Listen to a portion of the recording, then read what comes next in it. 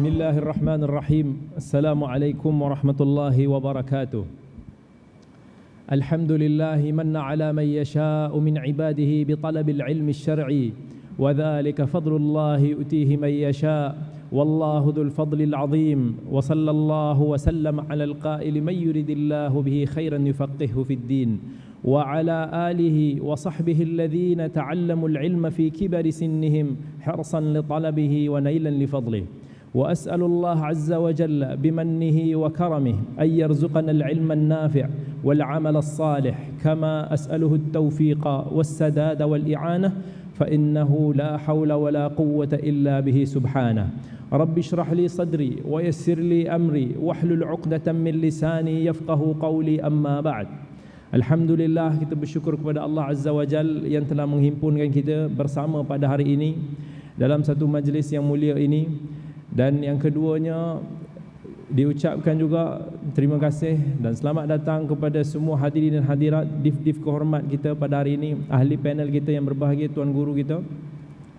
Moga-moga insya-Allah kita akan mendapat sedikit manfaat daripada wacana ataupun pembentangan pada hari ini. Tadi kita dah mendengar tentang apa yang telah dibentangkan oleh Al-Fadil tuan guru kita Dato' Dr. Abdul Basit tentang sejarah perkembangan ilmu fiqh, sejarah perkembangan madhab, yang mana tidak akan berlakunya dan tidak akan munculnya madhab ini, madhab-madhab di serata dunia ini daripada dulu sampai kini, melainkan jika tidak munculnya khilaf. Jika munculnya khilaf, disitulah berlakunya perselisihan ataupun munculnya mazhab-mazhab dalam Islam. Dan jika kita lihat di zaman Nabi SAW, di zaman para sahabat, perselisihan itu masih lagi kecil skopnya. Perselisihan itu masih lagi hanya dalam kerangka juz'iyat, dalam kerangka perkara-perkara furu', perkara-perkara cabang dalam fiqh Islam, yang mana tidak memberikan satu impak yang begitu besar sehingga akan munculnya pelbagai madhab. Walaupun di sana adanya pengasas yang mana telah disebutkan seperti Madrasah Ibnu Abbas, Madrasah Aisyah, Madrasah Ibnu Umar, Madrasah Ibnu Mas'ud. Tetapi di zaman Nabi SAW, segala apa yang mereka perselisihkan, mereka akan rujuk kepada Nabi SAW. Yang mana Allah Azza wa Jal dah sebut di dalam Al-Quran, wa in tanaza'tum fi syai'in farudduhu ila Allahi war Rasul. Ya Allah Subhanahu wa taala pesan kepada kita, jika kalian berselisih tentang satu pandangan, maka kembalilah kepada Allah dan Rasul. Sebab itu ketika wujudnya Nabi SAW, jika wujudnya perselisihan yang berlaku daripada kalangan para sahabat, mereka akan segera merujuk kepada Nabi SAW. Banyak contoh-contoh yang kita boleh lihat perselisihan yang wujud di kalangan para sahabat yang mereka rujuk kepada Nabi SAW. Pernah juga berlaku misalnya perselisihan dalam bab siqayah yang berlaku di antara Az-Zubair bin Al-Awwam dan jirannya, yang menyebabkan mereka berjumpa dengan Nabi SAW dan meminta penghakiman daripada Nabi. Dan selepas Nabi membuat keputusan, maka mungkin ada sebahagian daripada mereka yang kurang berpuas hati bila mana keputusan tersebut tidak memihak kepada mereka. Lalu Allah pun turunkan ayat, fala wa rabbika la yu'minuna hatta yuhakkimuka fima shajara bainahum thumma la yajidu fi anfusihim harajan mimma qadaita wa yusallimu taslima. Yang Allah Azza wa Jalla bagi tahu, tidak sempurna iman kita selagi mana kita tidak redha, kita tidak berasa lapang dada dengan apa yang telah diputuskan oleh Nabi kita sallallahu alaihi wasallam.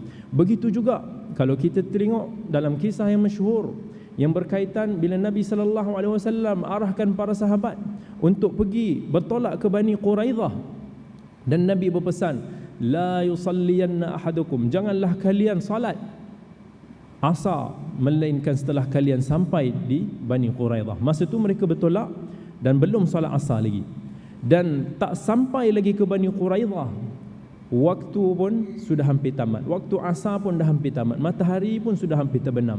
Maka para sahabat kat sini berselisih pendapat. Mereka tertanya, adakah kita nak salat sekarang sebelum matahari terbenam, sebelum habisnya waktu asar, ataupun kita mematuhi arahan Nabi SAW dan salat di Bani Quraidah. Maka para sahabat berselisih. Salah satu mengatakan kita salat di Bani Quraidah sebagaimana yang Nabi SAW perintahkan. Satu lagi golongan memahami pandangan yang sebaliknya. Mereka mengatakan bahawa Allah Azza wa Jalla sebut dalam Quran, innas salata kanat 'alal mu'minina kitaban mawquta. Sesungguhnya Allah Azza wa Jalla telah menentukan waktu-waktu salat ni mengikut waktu yang telah ditetapkan. Maka sebahagian salat dan sebahagian lagi menunda salat mereka sebagaimana yang telah diarahkan oleh Nabi sallallahu alaihi wasallam, dan balik daripada sana mereka segera bertemu dengan Nabi untuk nak meminta keputusan, meminta pandangan daripada Nabi sallallahu alaihi wasallam. Dan Nabi tidak menyalahkan mana-mana bila mana kedua-dua golongan tersebut walaupun berbeza satu pandangan yang berkaitan dengan waktu salat, tetapi Nabi tidak menyalahkan. Tetapi Nabi hanya mengatakan bahawa mereka yang benar dalam hal tersebut akan mendapat 2 ganjaran, dan mereka yang salah akan mendapat 1 ganjaran kerana mereka telah berusaha, kerana mereka telah berijtihad berdasarkan ilmu dan pengetahuan yang mereka miliki. Dan kita melihat juga antara sebahagian kes seperti mana yang berlaku Abdullah bin Amr bin As, tak silap saya dalam hadis yang diriwayatkan oleh Abi Daud, yang mana Abdullah bin Amr bin Al-As bangun dalam keadaan berjunub, dan kemudiannya bila mana dia nak mengimamkan salat para sahabat, dan para sahabat tak setuju sebab dia kata kamu junub dan kamu tak mandi wajib lagi, tetapi kamu hanya bertayamum. Mungkin sebahagian daripada para sahabat yang masih tidak mengetahui tentang hukum tayamum. Maka Abdullah bin Amr bin As tayamum dan kemudian menego dengan sahabat sampai akhirnya mereka reda dan membiarkan Abdullah bin Amr mengimamkan para sahabat. Selepas daripada salat, mereka segera berjumpa dengan Nabi sallallahu alaihi wasallam, dan Nabi tanya kepada Abdullah bin Amr, kenapa kamu menjadi imam sedangkan kamu dalam keadaan berjunub? Abdullah bin Amr kata, aku tak berjunub, aku dah tayamum. Nabi sallallahu alaihi wasallam cakap lagi dalam mafhumnya, kenapa kamu bertayamum sedangkan air wujud? Dan Abdullah bin Amr bin As kata, kerana aku tak mampu nak mengambil wuduk. Masa tu musim yang sejuk. Ada sejenis manusia kalau kena sikit sejuk dia akan cepat sakit, dia akan cepat demam. Abdullah bin Amr kata, aku tak boleh nak mudaratkan diri aku. Aku khawatir dia akan memudaratkan diri aku. Sedangkan Allah Azza wa Jalla sebut dalam Al-Quran, wala taqtulu anfusakum innallaha kana bikum rahima. Janganlah kalian membunuh diri kalian sendiri, sedangkan Allah itu Maha Pengasih. Jadi Abdullah bin Amr kata, Allah dah mensyariatkan rukhsah ini untuk orang-orang yang tak mampu seperti aku, maka aku bertayamum. Lalu Nabi sallallahu alaihi wasallam pun tertawa mendengar jawapan daripada Abdullah bin Amr bin Al-As. Begitulah para sahabat radhiyallahu anhum ajma'in yang mana akan segera merujuk kepada Nabi sallallahu alaihi wasallam jika berlakunya sebarang perselisihan yang di kalangan mereka. Begitu, dan selepas daripada kewafatan Nabi, para sahabat masih lagi berselisih. Tetapi kita kena ingat, perselisihan para sahabat ni adalah dalam isu-isu fiqh yang bukan melibatkan isu furu', isu usul ataupun isu tauhid, tetapi hanya melibatkan tentang hukum hakam ibadah yang kita tengok dalam bab-bab dalam kitab-kitab fiqh tu. Maka di sanalah para sahabat berselisih, yang mana kita boleh lihat umpamanya Ibnu Mas'ud, betapa banyak perselisihan pandangan ni dengan pandangan Umar bin Al-Khattab, yang Ibnu Al-Qayyim menyebut sampai perselisihan tersebut menjangkau 100 masalah, 100 isu perselisihan di antara Ibnu Mas'ud dan Umar bin Al-Khattab radhiyallahu an. Kita tengok perselisihan antara para sahabat lain, Ali bin Abi Talib, Ibnu Abbas, dalam masalah-masalah yang mungkin lebih besar, masalah-masalah yang melibatkan tentang, umpamanya melibatkan tentang pembahagian harta rampasan perang, pembahagian tanah, yang melibatkan tentang pengguguran janin jika ibunya khawatir dia melahirkan anak tersebut dan memudaratkan nyawa ibunya. Berlaku khilaf daripada kalangan para sahabat sendiri. Berlakunya khilaf dari kalangan para sahabat tentang wanita dan yang nak berkahwin dengan orang yang berzina dengan dia pun berlaku khilaf di kalangan para sahabat. Maka dalam benda-benda ini adalah lumrah dan fitrah yang mana Allah telah ciptakan manusia ini akan saling berselisih pandangan. Sebab tu Allah Azza wa Jal sebut dalam Al-Quran, walau syaa rabbuka la ja'ala an-nasa ummatan wahidah wa la yazaluna mukhtalifin illa man rahima rabbuk.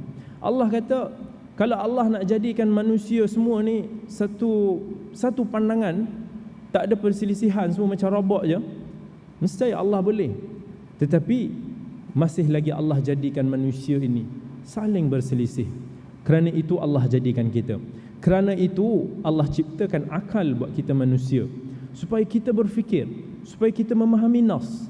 Dan sebab itulah juga Allah Azza wa Jal turunkan wahyu, turunkan agama Islam ini dalam bahasa Arab, yang mana bahasa Arab ni satu bahasa yang sangat kaya, yang satu perkataan kadang-kadang boleh membawa pelbagai maksud. Satu perkataan boleh membawa maksud yang seerti ataupun maksud yang berlawanan pada masa yang sama. Kerana Islam nak cuba memberi kelapangan kepada umat dia, yang mana semalam Al-Fadhil Tuan Guru ada bagi tahu, kalaulah fiqh ni semuanya dalam satu pandangan, kalau kita pergi haji, kita akan rasa sangat beratlah.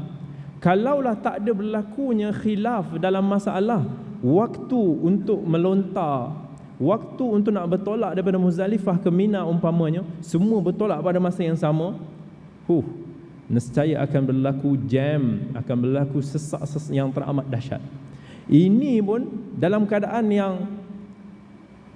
yang manusia bertolak ataupun pergi mengikut apa yang dilihat pelbagai waktu, itu pun sesak, itu pun ada yang pengsan, itu pun beberapa tahun lepas banyak lagi yang meninggal. Tetapi Allah memberi kelapangan kepada Islam melalui akal-akal yang Allah berikan kepada para imam mujtahidin, para a'immah mujtahidin, yang mana mereka memiliki kriteria, mereka memiliki ilmu untuk nak berijtihad setelah mereka memahami nas daripada Alkitab dan As-Sunnah. Dan ini adalah khilaf yang mana disebut oleh para ulama sebagai khilaf mahmud, khilaf yang terpuji. Maka di sana ada juga yang dinamakan sebagai khilaf yang syar, khilaf yang mazmum, khilaf yang dikeji. Yang Ibnu Mas'ud radhiyallahu anhu sebut, al-khilafu syar. Sesungguhnya khilaf itu, sebahagian daripada khilaf itu syar, membawa keburukan kepada kita semua. Jika kita tidak tahu perkara apa yang sepatutnya kita perselisihkan, jika kita tak tahu nak mengimbangkan ataupun bertoleransi dalam isu-isu yang sepatutnya kita toleransi dalam khilaf, maka boleh membawa perselisihan yang cukup besar.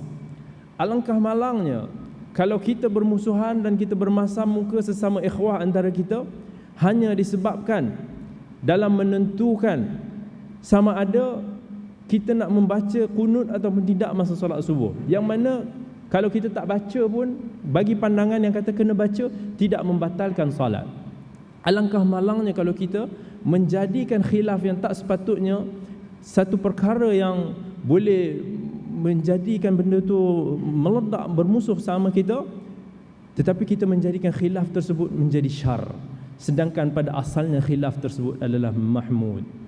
Sebab tu Al-Imam Asy-Syafi'i rahimahullah, kalau kita baca dalam Kitabur Risalah yang disebut juga dalam Jima'ul Ilm, yang mana Al-Imam Asy-Syafi'i bagi tahu setiap perkara yang telah jelas di dalam Kitabullah dan lisan Rasulnya, iaitu dalam Al-Quran dan As-Sunnah, begitu juga yang telah jelas ijma'nya ummah di atas suatu perkara tersebut, maka tidak halal bagi kita untuk nak menyelisihinya.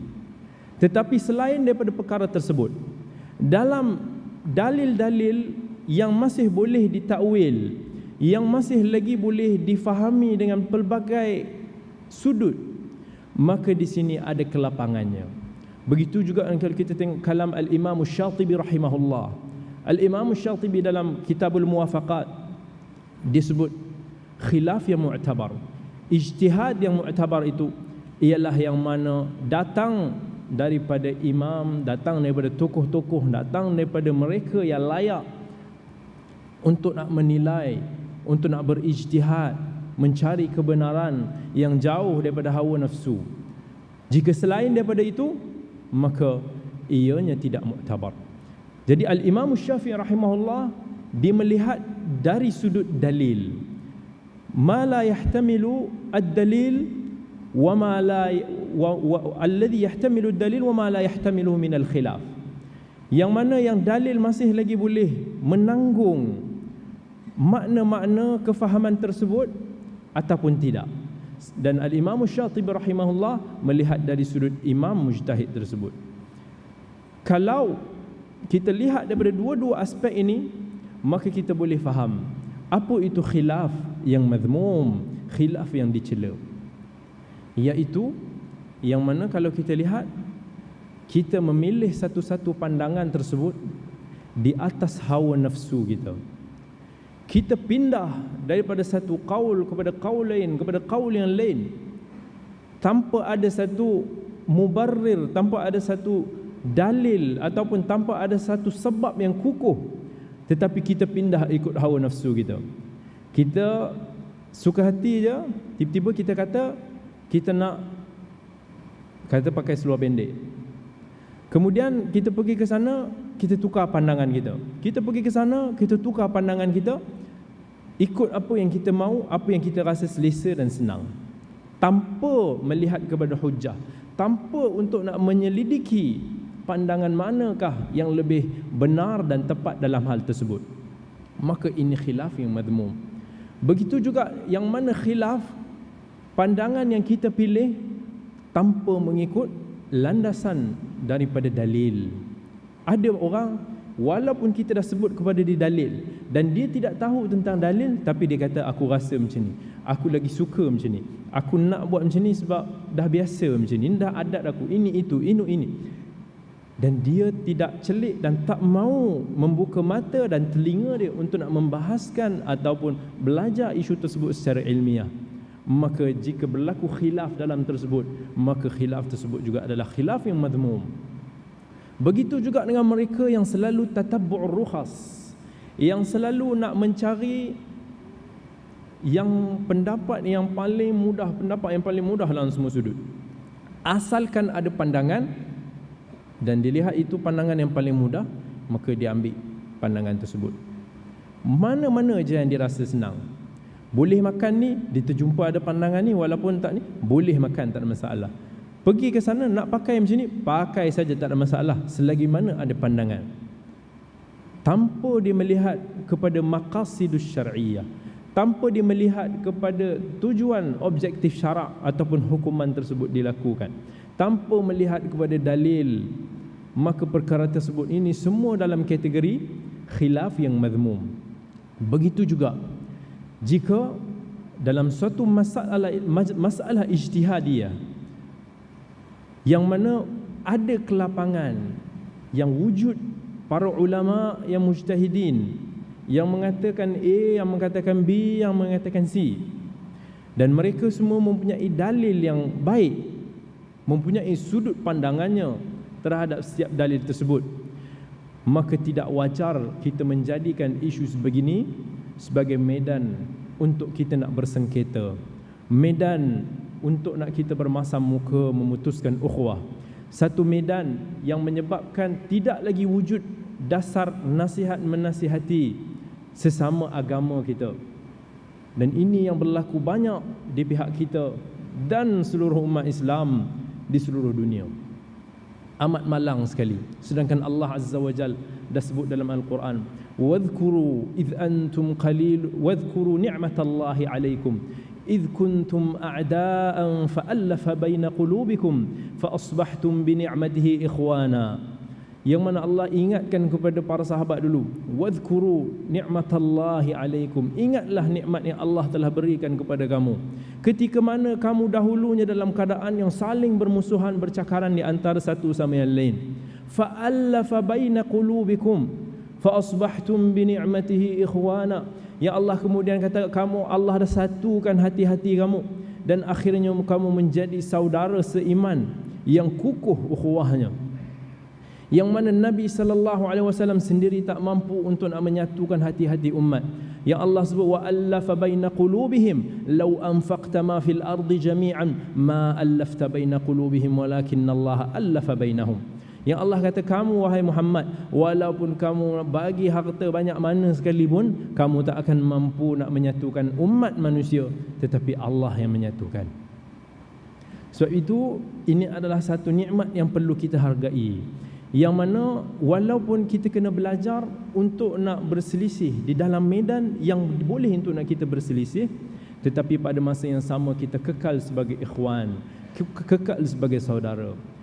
Sebab itulah kalau kita tengok imam kita, qudwah kata Imam Syafi'i yang kita sangat sayang dan menjadi teladan kepada kita. Imam Syafi'i menunjukkan teladan yang sangat baik dalam bab ni, yang dikhilaf dengan murid dia sendiri, As-Sadafi, yang jauh lebih muda daripada dia. As-Sadafi meninggal tahun 264 Hijrah, sedangkan Imam Syafi'i rahimahullah meninggal 60 tahun sebelum tu. Tetapi ketika mereka berselisih pandangan, Al-Imam Syafi'i relax, tenang. Tetapi Yunus As-Sadafi ni dia lebih beremosi, dia merajuk sikit, dia marah, dia keluar. Datang Imam Syafi'i esoknya, datang jumpa dengan dia, pegang tangan dia. Kemudian Imam Syafi'i bagi tahu, ama yastaqim an nakuna ikhwanan wa illam nattafiq fi mas'alah. Tak boleh ke kita terus menjadi saudara walaupun kita tak bersetuju satu pandangan pun? Sebab itulah As-Sadafi kata, ma ra'aitu rajulan a'qala min asy-Syafi'i. Aku tidak pernah melihat orang yang lebih bijak, lebih berakal daripada Imam Syafi'i rahmatullahi alaih. Ini khilaf yang madhmum yang tadi kita sebut. Maka segala khilaf, sama ada kita mengikut hawa nafsu kita ataupun kita mengikuti yang hak. Yang Allah Azza wa Jalla sebut dalam Quran, ya Daud, inna ja'alnaka khalifatan fil ard fahkum bainan nasi bil haqqi wa la tattabi'il hawa. Yang Allah perintahkan kepada Nabi Daud alaihi salam, bila mana Allah berikan kepada kekuasaan sebagai seorang raja, Allah kata, hukumilah manusia, adililah manusia dengan kebenaran, bil haqq wa la tattabi'il hawa, dan janganlah kamu mengikut hawa nafsumu. Maka sama ada kita mengikut yang hak ataupun kita mengikut yang batil. Dan Allah Azza wa Jalla sebut lagi dalam Quran, fa illam yastajibu laka fa'lam annama yattabi'una ahwa'ahum. Kalau mereka tidak menyahutmu, tidak menyahut seruanmu, maka sesungguhnya mereka mengikut hawa nafsu mereka. Orang yang betul-betul nak mencari kebenaran, dia akan mengetepikan aspek-aspek ta'assub yang dia ada, akan mengetepikan kecenderungan peribadi yang dia ada, permusuhan yang mungkin dia ada antara dia dan si fulan, kalau benar-benar dia nak mencari kebenaran. Sebab itu khilaf yang mahmud, khilaf yang dipuji, ialah yang mana khilaf yang berlaku di mana tuannya, empunya badan, berusaha untuk nak mencari kebenaran dengan sebaik-baiknya. Mencari kebenaran adalah objektif dia, dan dia berusaha sebaiknya untuk nak mendapat kebenaran tersebut, walaupun kebenaran tersebut tidak berpihak kepada diri dia, walaupun kebenaran tersebut barangkali bersama dengan musuhnya. Itulah yang dinyatakan oleh Ibn Qayyim rahimahullah. Ibn Qayyim rahimahullah sebut, orang yang mendapat hidayah daripada Allah Azza wa Jal adalah mereka yang mana sanggup menerima kebenaran dalam apa jua situasi sekalipun. Sama ada dia suka, dia tak suka, sama ada dia terpaksa menerima kebenaran tersebut dari sesiapa sekalipun, termasuk daripada orang yang dibenci, termasuk daripada orang yang dia musuhi. Ini kalau kita berada dalam kerangka khilaf yang mahmud, kita akan mempunyai sifat dan sikap ini. Cuma bagi orang awam, Bagi orang-orang yang tidak memiliki keupayaan untuk nak berijtihad, bagaimana kita nak, macam mana kita nak berdeal, nak berinteraksi dengan khilaf yang berlaku? Kita akan selalu keliru. Ramai orang akan tertanya, saya nak ikut mana? Ustaz ni cakap macam ni, ustaz ni cakap macam ni, yang ni cakap itu, yang ni cakap macam ni. Mana satu yang saya boleh ikut? Saya tak tahu. Orang sebut dalil pun saya tak tahu. Di sinilah sebahagian para ulama menggariskan beberapa panduan bagi orang-orang awam yang mana berhadapan dengan kekeliruan dalam bab khilaf. Yang pertama, iaitu kalau dia tahu dalil mana yang lebih kuat dan dia rasa dalil tersebut lebih kuat di sisi dia, yang tu dipilih, yang tu diikut. Sebab sebagai satu contoh saya bagi umpama, katakan kita berjumpa dengan seorang tuan guru, kemudian kita jumpa dengan tuan guru yang lain. Kita tanya tuan guru A, dijawab A. Kita tanya tuan guru B, dijawab B. Kita nak ikut yang mana? Adakah kita nak pilih pandangan yang paling strict? Adakah kita nak pilih pandangan yang paling ringan? Adakah kita nak pilih pandangan daripada orang yang lebih warak ataupun daripada orang yang lebih alim di sudut pandangan kita? Ataupun kita nak memilih pandangan tersebut secara cermat, secara teliti, kita analisa, kita berbincang sampai kita merasakan itu jawapannya. Saya bagi umpama, sebagai contoh, kita sakit. Kita sakit, satu sakit yang bukan sakit biasa, demam. Macam sebagai contoh, saya beritahu, dulu salah seorang keluarga saya patah tangan buat kali kedua. Dia patah tangan dan kemudian 2 minggu kemudian tak sempat buka simen lagi. Dia pergi buka simen tu, dia pergi main bola. Dan dia jatuh, terus patah balik tangan dia. Bila jumpa dengan doktor pakar, dia kata tak boleh dah, kena masuk besi. Dan mak dia menangis-nangis, kata tak mau masukkan besi, nanti akan efek itu ini, berparut. Tapi doktor kata memang tulang dia dah patah kali kedua macam ni, kena masuk besi.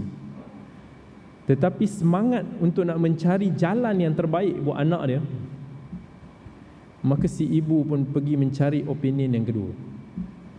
Ini bukan untuk nak bermudah-mudah dalam bab ni, bukan nak mencari pandangan yang dia rasa dia nak, tetapi dia nak mencari pandangan yang terbaik buat anak dia. Apa yang dia buat? Jumpa dengan doktor, sampai doktor pakar yang lain pula bagi tahu tak payah masuk besi, ada cara lain. Dan alhamdulillah tak masuk besi dan okey, kuat je tangan anak dia sampai sekarang. Kalau diikut pandangan yang pertama semata-mata, maka tangan anak dia mungkin dah masuk besi. Begitu juga kalau kita dengar pesakit-pesakit yang ada sakit-sakit berat yang perlukan pada pembedahan. Jumpa doktor ni, doktor kata kena bedah. Jumpa doktor lain kata jangan bedah. Dua-dua pakar, tak payah bedah, kita ada kaedah lain, kita ada ini. Kita pun confused dalam bab tu. Tetapi disebabkan ia sangat berkait rapat dengan kesihatan diri kita ataupun orang yang kita sayang, benda yang menyebabkan hidup dan mati diri kita, kita don't mind untuk nak cuba mencari yang terbaik. Tetapi dalam agama, kita bermudah-mudah, kita tak cuba mencari pandangan yang terbaik. Bila kita nak jumpa dengan doktor, kita tak akan pilih pandangan doktor tu berdasarkan kepada dia ni nampak pandangan dia keras sikit, kita ambil lah yang tu, selamat sikit. Ataupun doktor ni lebih lenient lah, dia lebih toleransi, kita ambil itu. Tak. Sebab dia soal nyawa, sebab dia soal kesihatan. Kita akan pilih berdasarkan kepada fakta yang dikemukakan oleh doktor tersebut. Maka begitu jugalah kita dalam agama. Bila kita menghadapi perselisihan, kita tanya kepada ustaz sekian, mufti sekian, mungkin jawapannya berbeza. Maka kita kena cuba lagi sedaya upaya untuk nak mencari penjelasan pandangan mana yang lebih baik. Dan yang kedua, iaitu kalau kita tak tahulah dalam bab tersebut nak cari pandangan yang lebih baik, kita pilih pandangan yang mana empunya tuan, ilmuwan yang kita tanya itu lebih alim, yang kita rasakan ilmu dia lebih baik, lebih amanah. Begitu juga dari sudut karakter dia, agama dia, akhlak dia itu lebih baik. Dalam hadis, dua aspek ini yang dinamakan sebagai al-adalah dan dhabt.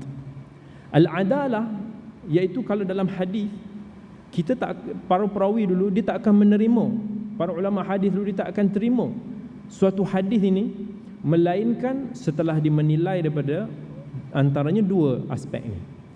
Kalau ditengok pada perawi tersebut tak ada sifat adalah, walaupun dia ada dhabt, dia akan tolak.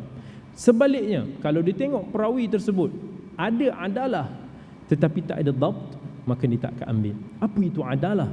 Mungkin ada sebahagian yang tertanya. Adalah ni secara ringkas ialah segala yang apa yang kita mampu untuk nak menjaga diri kita ni daripada sebab-sebab yang menjebakkan diri kita dalam dosa. Begitu juga sesuatu perkara yang boleh mencemarkan maruah kita. Kalau kita jenis orang yang tak peduli soal halal dan haram, kita tak peduli untuk nak melakukan maksiat, dosa kecil kita buat berterusan, ataupun kita tak kisah pun nak buat dosa besar, ataupun kita jenis yang selalu buat benda-benda yang selalu menyalahi sunnah Nabi SAW, ataupun sebarang perkara yang mengaibkan, maka bab ini ada kecacatan dalam adalah kita. Sebab itu perawi yang mana umpamanya ditengok biasanya berdusta dalam hadis ataupun dalam percakapan harian dia pun, maka para ulama akan berhati-hati ataupun menolak hadis yang disampaikan. Sebab kalau orang tu tak tahu nak menjaga halal dan haram, tak ada sifat warak pada diri dia, maka tidak mustahil dia akan berani untuk nak berfatwa atas satu perkara tanpa memikirkan implikasi ataupun dosa dan pahala. Tak ada dah sifat warak dalam diri dia. Begitu juga kalaulah orang tersebut tak ada nilai dhabt. Dhabt ni dari sudut ilmuwan dia. Dalam hadis, kalau perawi tersebut tak ada ingatan yang kuat, yang dia boleh sampaikan hadis tersebut sebagaimana yang didengar daripada guru dia, lepas disampaikan tu ada perubahan yang efek pada hadis, maka kat sini hadis dia mungkin akan ditolak ataupun dinilai sebagai lemah. Tak cukup orang tu baik agama dia, akhlak dia, kalau dia tak ada ilmu dhabt yang baik, mungkin dia akan tersilap fakta, mungkin dia akan macam-macam kesilapan dia buat. Dan tak cukup orang tu hebat dari segi ilmunya, tetapi dari segi agamanya dia tak ada sifat-sifat yang boleh dipercayai, maka kat sinilah mungkin hadis-hadis dia akan ditolak. Begitu juga dalam kita meminta pandangan para ulama dalam bab ni, kita boleh melihat dari aspek dua ni. Kalau kita susah nak menilai, maka kat sini kita pilih pandangan yang lebih selamat, pandangan yang disebut lebih ahwat, yang kalau berbeza pandangan, kita kata antara buat atau tak buat dan benda ni melibatkan dosa, maka kita jangan buat. Berdasarkan kepada hadis yang Nabi SAW sebut, innal halala bayyinun wa innal harama bayyinun wa bainahuma umurun mushtabihatun la ya'lamuhunna katsirun minan nas faman ittaqa asy-syubuhati faqad istabra'a li dinihi wa 'irdihi. Yang mana Nabi SAW bagi tahu perkara yang haram jelas, perkara yang halal jelas, tetapi di sana terletak di antara keduanya banyak perkara yang ramai manusia tak dapat, masih sama-sama dan kabu-kabu. Maka kat situ jauhilah daripada perkara yang sama-sama itu daripada kita. Kerana kalau kita dapat jauhkan benda tersebut daripada kita, definitely kita selamat. Maka memilih pandangan yang lebih ahwat, yang lebih selamat ini, bukan kata benda ni tak elok setiap masa. Bahkan Nabi SAW sendiri pun pernah memilih pandangan yang ahwat, yang lebih selamat. Kalau kita tengok kisah misalnya yang pernah berlaku perselisihan, perebutan anak, nisbah anak di antara adik kepada Sa'ad bin Abi Waqqas, iaitu Utbah bin Abi Waqqas, dan Abd bin Zam'ah, adik kepada Abd bin Zam'ah. Abd bin Zam'ah ni adalah adik-beradik kepada Saudah bin Zam'ah, iaitu isteri Nabi sallallahu alaihi wasallam. Adik kepada Sa'ad iaitu Utbah diklaim anak yang lahir daripada seorang wanita ni adalah anak dia. Sedangkan Abd bin Zam'ah begitu tak, budak ni adik dia. Dia kata sebab budak ni lahir di bawah perkahwinan ayah dia dengan isteri dia secara sah. Tetapi Utbah, iaitu mungkin bekas kepada isteri dia dulu ke apa, dia kata tak, tengok muka budak ni sama macam aku. Dan memang muka budak ni sama macam Utbah. Kalau kita tengok, gerak hati kita akan terus kata dia mesti anak kepada Utbah. Jadi bila mana Sa'ad dan Abd bin Zam'ah ni mengadu kepada Nabi sallallahu alaihi wasallam, walaupun Nabi melihat wajah yang sama dekat situ, tetapi Nabi memutuskan dalam satu hadis, al-waladu lil firash, iaitu seorang anak ini akan dinisbahkan hasil daripada satu perkahwinan yang sah secara zahirnya kat situ. Dan kemudian mahal syahid, walaupun Nabi dah buat keputusan tersebut, iaitu budak tersebut adalah, kita boleh kata macam anak saudara kepada Saudah, isteri Nabi, tapi kemudian Nabi bagi tahu kepada Saudah, ihtajibi minhu ya Saudah, maksudnya kamu tutup hijab daripada dia ya Saudah. Nabi mengambil langkah berhati-hati. Nabi walaupun diputuskan perkara tersebut, kalau ikut no problem dengan Saudah, tetapi Nabi mengambil langkah berhati-hati, kamu hijab daripada dia, seolah-olah ajnabi. Maka Nabi sallallahu alaihi wasallam memilih pandangan yang lebih ahwat kat situ. Tetapi kita kena sedar juga, di dalam fiqh ni banyak juga masalah yang mana tak ada kaitan dengan ahwat ataupun tak ahwat. Umpamanya membaca Al-Fatihah di belakang imam pada solat jahar, solat yang dinyaringkan bacaan, macam maghrib, isyak, subuh. Khilaf ulama, adakah wajib kita nak membaca surah Al-Fatihah ataupun kita tak wajib membaca Al-Fatihah. Yang mengatakan tak wajib kita baca Fatihah, jangan baca, diambil daripada ayat wa idza quri'al Qur'an fastami'u lahu wa ansitu, iaitu bila mana dibacakan Al-Quran, imam bacakan kepada kita Quran, diam, dengar, jangan baca. Dan pandangan yang mewajibkan kita baca Al-Fatihah ada juga dalil-dalil dia, la salata liman lam yaqra' bi Fatihatil kitab dan lain-lain. Kat sini tak ada satu pandangan pun yang ahwat. Kalaulah kita baca Fatihah, kata kita nak kata itu lebih selamat bagi kita, kita telah menyelisihi qaul ataupun firman Allah dalam bab tersebut. Kita pilih pandangan ini, kita telah menyelisihi hadis Nabi dalam bab ni. Tak ada satu yang ahwat dekat sini. So kita kena alert juga dalam fiqh ni, ada perkara-perkara yang tidak melibatkan benda yang ahwat ataupun tidak ahwat.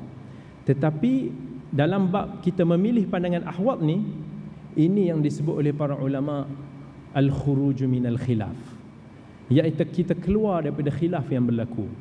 Iaitu bila mana kalaulah pandangan ni kata buat ni boleh, satu pandangan lagi kata jangan buat, kalau buat berdosa, maka kita memilih pandangan yang jangan buat sebab nak mengelakkan dosa in case kalau pandangan yang satu lagi itu salah.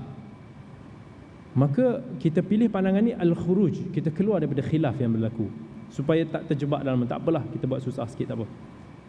Tetapi kita kena bezakan antara al-khuruj minal khilaf dan juga mura'atul khilaf. Membezakan daripada keluar daripada khilaf dan kita meraihkan khilaf. Ini satu perkara yang penting juga. Meraihkan khilaf jika mencukupi syarat dia, iaitu dalam perkara-perkara yang mu'tabar, yang mana mempunyai dalil yang kuat, sandaran yang kuat, mempunyai dalam masalah tersebut ramai para ulama yang mengatakan pandangan yang sebaliknya. ataupun pandangan tersebut tidak menyalahi ijma', maka kat sini kita boleh raikan khilaf. Sebagai contohlah, saya katakan ambil. Okey, sebagai contoh, mazhab al-Imam Ahmad bin Hanbal mengatakan bagi siapa yang makan daging unta, batal wuduk dia. Kena ambil wuduk semula kalau nak solat. Dalam mazhab Syafi'i, mazhab Malik, mazhab Abu Hanifah, tak batal. Ni perkara besar ni. Batal tak batal solat. Setakat kunut kita ni tak ada apa, tak ada batal pun. Tetapi ini perkara yang wuduk batal atau tak batal. Jadi Al-Imam Ahmad ditanya, kalau yang mengatakan batal solat, batal wuduk bagi mereka yang makan daging unta, dan dia solat di belakang mereka yang mengatakan tak batal, boleh ataupun tidak? Di sini terletaknya poin untuk kita nak meraihkan khilaf. Al-Imam Ahmad bagi tahu, na'am, di solat belakang dia, kita solat belakang dia tak ada masalah, walaupun benda ini melibatkan antara batal atau tidak salat. Tetapi kerana kedua-duanya ada hujah, pandangan ni definitely, yang pandangan Imam Ahmad yang mengatakan batal, dia akan ada hujah yang menguatkan hujah dia. Dia ambil hadis yang mengatakan bahawa perlu ambil wuduk bagi orang yang batal, orang yang makan daging unta. Pandangan yang lain pula kata mansukh, bawa dalil yang lain, yang ni kritik, ini kata dalil ni dhaif, yang ni jawab balik itu dan ini. Maka pandangan yang mengatakan tak batal, walaupun dinilai lemah oleh mazhab Ahmad, tetapi kat sana ada ramai para ulama yang mu'tabar yang memegang pandangan tersebut, dan ada dalil mereka juga. Kat sini kita kena raikan. Begitu juga jika sebagai satu masalah lagi dalam mazhab Ahmad, kalau orang tu berbekam, dia dah keluar darah yang banyak ke, keluar darah di hidung banyak ke, dia boleh membatalkan dia punya wuduk dia juga, yang mana dia kena ambil wuduk semula. Tetapi dalam mazhab Malik, dia tidak melihat perkara tersebut membatalkan. Lalu Al-Imam Ahmad ditanya, adakah kamu sanggup solat di belakang mereka yang mengatakan bahawa berbekam itu tidak membatalkan wuduk? Imam Ahmad menjawab, kaifa la usalli khalfa Imam Malik? Bagaimana aku sanggup mengatakan tak untuk nak salat di belakang Imam Malik dalam khilaf-khilaf yang sebegini? Maka definitely kita raikan, Imam Ahmad meraihkan hal tersebut. Apatah lagi dia mengagungkan Imam Malik, kata kita akan bersalat di belakang Imam Malik rahmatullahi alaihim ajma'in. Maka ini perkara-perkara yang dalam kerangka khilaf yang sepatutnya kita ambil i'tibar. Tengok masa dia. Wah, habis dah. Okey. Akhirnya dalam kita nak menghadapi perkara-perkara khilaf ni, kita sebagai orang awam banyakkan bersangka baik. Kita sangka baik kepada para ulama yang telah membuat satu keputusan yang kita tahu mereka telah berijtihad, yang mana mereka melihat kepada dalil, mereka melihat kepada banyak masalah-masalah, walaupun perkara tersebut kita tak bersetuju. Perkara tersebut sebagai contoh, bila mana Perlis misalnya memutuskan ataupun membenarkan untuk dibinkan dalam kes beberapa bulan yang lepas tentang isu anak yang tidak sah taraf, dan ayahnya mengaku ataupun klaim setuju untuk nak dibinkan kepada dia ataupun berkahwin semula dengan ibu dia. Walaupun perkara ini melibatkan dua implikasi, yang mana pandangan Perlis ada, pandangan beberapa negeri lain mungkin tak bersetuju dalam pandangan tersebut, dan kedua-duanya semuanya melihat kepada maslahah. Dan maslahah ini boleh jadi berbeza di antara satu kepala dan satu kepala yang lain, yang perlu sebenarnya kita analyse balik, yang perlu kita duduk semeja buat satu list mana yang maslahah, mana yang mafsadah, mana lebih besar dalam bab tersebut, maka kita raikan khilaf tersebut. Jangan kita bersangka buruk begitu mudah kepada para ulama yang telah membuat keputusan atau berpendapat sedemikian. Al-Imam Ahmad bin Hanbal ketika ditanya tentang Abu Quraib, Imam Ahmad beritahu, Abu Quraib ni'mar rajul, ni'mar rajulus salih, seorang lelaki yang paling baik, yang paling salih. Kemudian orang yang bertanya tu pun pelik. Dia kata, bukankah Abu Quraib ni selalu duk mengata tentang kamu, duk mengata buruk, duk cerca kamu? Imam Ahmad dia tahu, ya, Abu Quraib seorang lelaki yang baik, walaupun dia tak puas hati dengan Imam Ahmad umpamanya. Tapi Imam Ahmad seorang lelaki yang wara', seorang ilmuwan yang adil dalam menilai satu keputusan. Maka Imam Ahmad bagi tahu, apa yang aku boleh buat? Rajulun ibtuliya bi. Apa aku nak buat? Lelaki tersebut diuji dengan aku, diuji tak suka dengan aku. Dan sebab tu Imam Ahmad seorang tokoh yang kita wajar hormat. Tengok macam mana dia, bila mana dia khilaf dengan Ishaq bin Rahawih,